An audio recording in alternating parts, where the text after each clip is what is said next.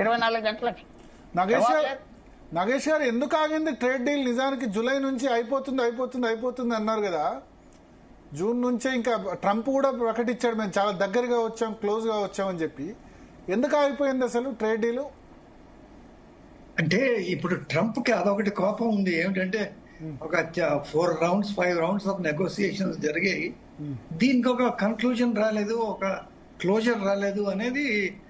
ఎందుకైతే India కొన్ని demands పెడుతున్నది. ప్రత్యేకంగా మనకి ఫెయిల్ అయింది ఎక్కడంటే ఇది ఈ అగ్రికల్చర్ డైరీ ప్రొడక్ట్స్ మీద. అగ్రికల్చర్ మీద మనం ఎలా ఒప్పుకుంటాం? మనకి 56% of the population is dependent upon agriculture. Number 1, మనం ఇంపోర్ట్స్ అలౌ చేస్తే వీళ్ళందరూ గ్రామీణ ప్రాంతాల్లో రైతులు ఏం కావాలి? నెంబర్ 1. నెంబర్ 2, డైరీ ప్రొడక్ట్స్ అయితే మనం ఏమన్నా అంటే ఇట్స్ కల్చరలీ సెన్సిటివ్ ఇష్యూ. ఎందుకైతే వాళ్ళు అక్కడ ఆవులకి మాంసం పెడతారు, పోర్క్ కూడా పెడతారు వాళ్ళు. ఎందుకంటే ఆవులు బాగా బాగా బలిసి పాలు బాగా ఇవ్వాలనేది. మనకి అది ఎలాగ యాక్సెప్ట్ అవుతుంది? అది మనకి యాక్సెప్టబుల్ కాదు. సో ఇండియా ఏంటంటే ఇప్పుడు లొంగిపోవడం అనేది క్వశ్చన్ లేదు, ఎంత ఒత్తిడి తీసుకొచ్చినా కూడాను. ఇది దాని తర్వాత లార్జర్ ఇష్యూ ఇక్కడ ఉందండి. ఇది ఏమిటంటే అమెరికా, దాని తర్వాత యూరోప్ దేశాలు ఏమిటంటే వాళ్ళు ఒక ఇండియా గ్రోత్ ని సహించలేకపోతున్నారు. ఎట్లాగా? ఇండియా ఇప్పుడు ఏంటంటే 3rd largest army in the world, దాని తర్వాత 5th largest economy which is likely to become 3rd largest economy in the world.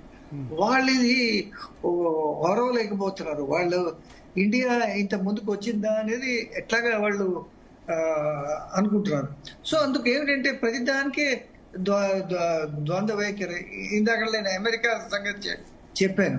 వాళ్ళేమో రష్యా నుంచి న్యూక్లియర్ ప్లాంట్స్ నడుపుకోవడానికి, దాని తర్వాత ఎలక్ట్రిక్ వెహికల్స్ కావాల్సిన దానికి ఫర్టిలైజర్స్, కెమికల్స్ వాళ్ళు తెప్పించుకుంటున్నారు. వాళ్ళు ఫస్ట్ ఆపమని చెప్పండి, దాని తర్వాత మనకి వాళ్ళు సలహా ఇవ్వాలి. కానీ వాళ్ళు మనని ఆయిల్ ఆపేయమని చెప్పి దాని తర్వాత ఇంకోటి, ఇప్పుడు మనం ఆయిల్ సరే అమెరికా మాట వింటామని కూడా హైపోథెటికల్ క్వశ్చన్, ఆయిల్ ఎక్కడి నుంచి వస్తుందండి మనకి? సో ఇరాన్ నుంచి కూడా తీసుకోవడానికి వీల్లేదు కదా.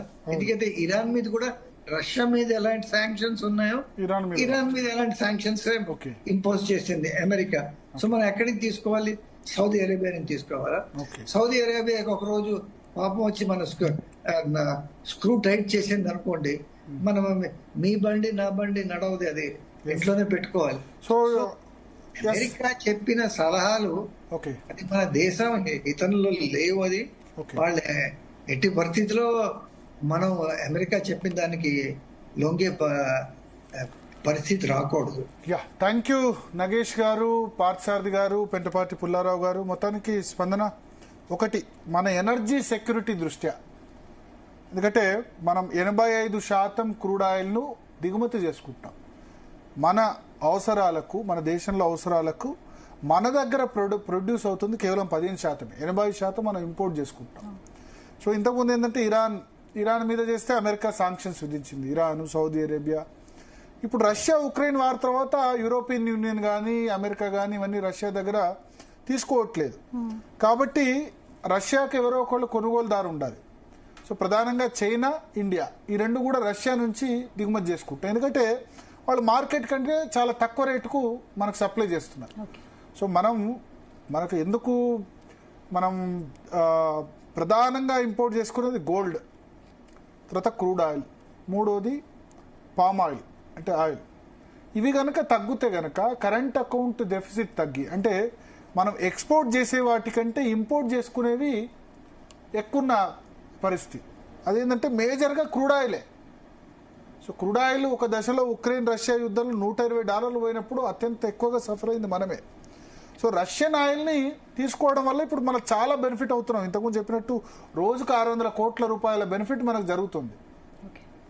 సో దాన్ని వదులుకునే పరిస్థితి మనం లేవు. ఖచ్చితంగా నాకు తెలిసి ఇప్పుడు ట్రంప్ చెప్పినా ఎవరు చెప్పినా రష్యా నుంచి ట్రంప్ తీసుకున్న నిర్ణయాలతో భవిష్యత్తులో అమెరికా భారత్ సంబంధాలు ఎలా ఉండే అవకాశం? సంబంధాలు ఎటుపోకుండా ఉండవు, టెంపరీగా ఉన్నా సరే. అది ట్రంప్, ఎందుకంటే మన వాళ్ళు చాలా పాపులేషన్, దాదాపు 30 లక్షల మంది ఇండియన్ ఒరిజిన్ పాపులేషన్ అక్కడ అమెరికన్ సిటిజన్స్ అయ్యారు. చాలా మంది చదువుకుంటున్నారు. సో ఒక వ్యక్తి వల్ల సంబంధాలు ఆగవు. వీళ్ళు ఆపమన్నంత మాత్రాన ఆపిల్ ఇక్కడ మ్యానుఫ్యాక్చరింగ్ ఆపదు కదా. రేపు టెస్లా కూడా వచ్చి మన దగ్గర పెట్టాల్సిందే, ఎలాన్ మస్క్ కూడా మన దగ్గర పెట్టాల్సిందే. సో అమెరికన్ కంపెనీస్ ఫేస్బుక్ అయినా, గూగుల్ అయినా, ఏవైనా సరే, మైక్రోసాఫ్ట్ అయినా ఇండియాతో ట్రంప్ చెప్పారని బిజినెస్ చేయకుండా ఉండలేవు కదా. సో అల్టిమేట్గా ట్రంప్ ఒక అవరోధం క్రియేట్ చేస్తున్నాడు, కానీ ఎక్కువ కాలం ఉండకపోవచ్చు. కానీ మన ఒక్క దేశాన్నే కాదు, అన్ని దేశాలను కూడా ఇదే విధంగా ఒక ఒక ఒక విధంగా చెప్పాలంటే గబ్బు గబ్బు చేస్తున్నాడు. ప్రపంచం అంతా కూడా ఎందుకు ఎన్నుకుంది అమెరికా అనుకునే విధంగా చేస్తున్నాడు. ఎందుకంటే ఇప్పుడు అనుకోవచ్చు మనం అమెరికన్ ప్రోడక్ట్స్ మీద ఎందుకంత టారిఫ్ విధిస్తున్నాం అంటే, అమెరికన్ ప్రోడక్ట్స్ ఆర్ కాస్ట్లీ. మన దగ్గర వాళ్ళు తయారు చేసుకునే పరిస్థితి లేదు. చైనా మీద, వియత్నాం మీద, బంగ్లాదేశ్ మీద, భారతదేశం మీద, అన్ని దేశాల మీద డిపెండెంట్. బ్రెజిల్ మీద, మెక్సికో మీద, యూరోపియన్ యూనియన్ మీద, అన్నిటి మీద డిపెండెంట్. సో ఖచ్చితంగా ఈ సంఘర్షణ అన్నది ఉంటుంది. నాకు తెలిసి నిజంగానే అనౌన్స్ చేయొచ్చు 24 hours లో మరింత టారిఫ్ అని చెప్పి. మనం ఏమైనా తగ్గుతారనుకోవచ్చు, బట్ మన వాళ్ళైతే తగ్గేదేలే అని మోడీ కూడా అనొచ్చు. రైట్ భరత్, ఇక నెక్స్ట్ టాపిక్ డిస్కస్ చేసే ముందు డిఎన్ఏలో షార్ట్ బ్రేక్ తీసుకుందాం. స్టేట్ అమెరికా ప్రెసిడెంట్ ట్రంప్ రష్యాతో భారత్ చమురు డీల్స్ పై అభ్యంతరం చెప్తూ మరిన్ని సుంకాలు తప్పవని బెదిరించారు.